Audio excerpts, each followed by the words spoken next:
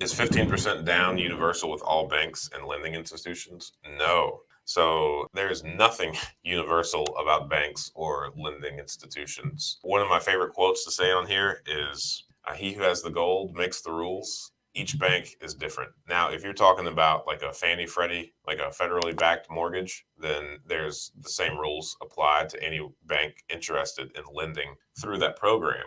But if a bank is going to hold that note or mortgage inside their own personal portfolio, then they can kind of do whatever it is that they see fit. So I don't know many banks that will do like a 3 to 5% down on an investment property unless it's owner occupied. 15% I think is common. 25% is that magic number where the private mortgage insurance falls off. So I think you could find a lot of banks to do a loan for you with 15% down. I think you could go as high as, I mean, you can go high, you can put as much down as you want to, but 25% is that number that a lot of people try to hit just to ward off that private mortgage insurance. You can put down less if it's owner occupied, like if it's a 4 unit, 1 to 4 unit properties all are on the same loan. It's just your normal single family. So it's a good idea if you have the ability to buy a 4 unit, put 3.5 or 5% down, live in one of the units, rent out the others. That's a good strategy. And then you wouldn't have to put that 15% down. You know, my brother and I are partners. We're 50-50 in all the real estate stuff. And I would say just as much time as I spend looking for properties, connecting with realtors and wholesalers, he spends looking for banks willing to work with us and connecting with other loan officers and, you know, financiers of sorts. So it's a lot of work, but nonetheless, real estate becomes a lot more profitable of an enterprise or industry with proper financing. It's definitely worthwhile to spend a lot of time looking into. Lows down for a tenant occupied single family. I mean, it depends on how creative you want to get, really. We structure our deals where we put none of our own money down. In some cases, we even borrow above and beyond the purchase price plus rehab costs if we get a good enough deal. But that's with private money.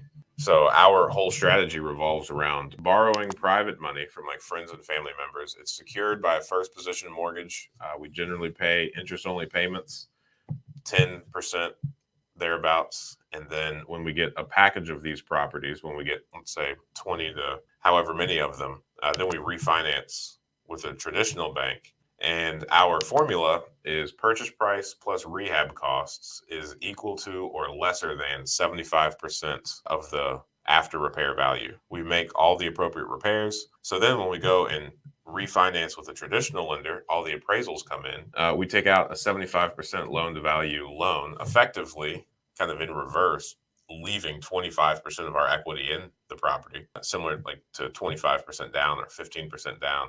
And then the 75% loan that we take out is equal to or more than what we owe our initial private investors. So then we pay them off and do it again and do it again. And that's one of the beautiful things about real estate investing is you can get as creative as you want to, really. I mean, the banks have rules, but real estate doesn't, right? So if you find a property that you really enjoy and you sit down with the owner of that property, you don't have to commence a transaction that involves a bank.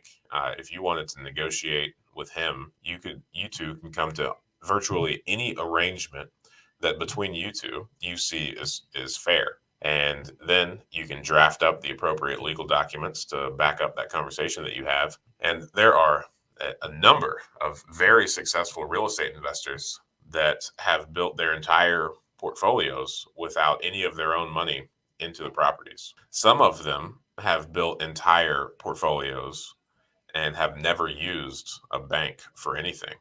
Just a bunch of either seller financing, private money, or along those lines. So we use both. We think that that's most effective. We're looking now to raise our own long-term money. So I'm never going to say that we're not going to use a bank because that would be silly.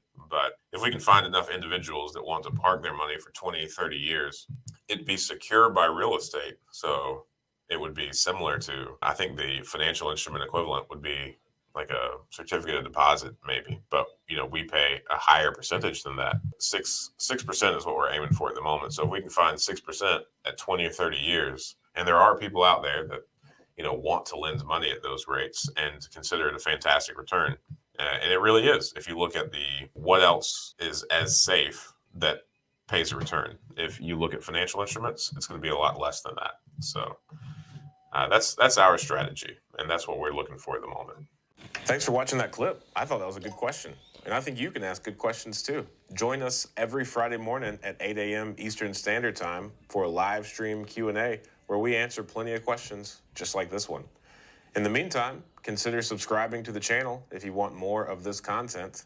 And if you want to increase your deal flow, analyze properties better, and help me feed my family, click the link below for a free 7-day trial of PropStream.